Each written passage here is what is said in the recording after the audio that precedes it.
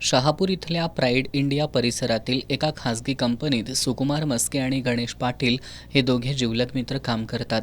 2 दिवसांपूर्वी या दोघांमध्ये काही कारणावरून वाद होऊन हाणामारी झाली होती.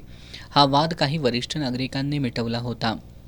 जुन्या वादाचा राग मनात धरून अभिषेक मस्के यानं शुक्रवारी रात्री 8 वाजता प्राईड इंडिया परिसरात गणेशला बोलवून घेतलं. यावेळी अभिषेकनं गणेशच्या हातावर, पोटावर कोयत्यानं सपासप वार केले. या हल्ल्यात गणेश गंभीर जखमी झाला. या घटनेची माहिती मिळताच शहापूर पोलिसांनी घटनास्थळी धाव घेतली. पोलीस आणि काही नागरिकांनी जखमी गणेशला इचलकरंजीतील इंदिरा गांधी सामान्य रुग्णालयात आणलं.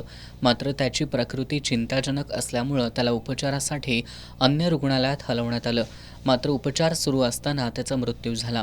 पोलीस उपअधीक्षक समीरसिंह साळवे, पोलीस निरीक्षक सचिन सूर्यवंशी यांनी संपूर्ण माहिती घेऊन तपासाची चक्र फिरवली. हल्ल्याच्या काही तासात पोलिसांनी अभिषेक मस्के याला अटक केली. न्यायालयानं संशयित अभिषेकला पोलीस कोठडी सुनावली आहे.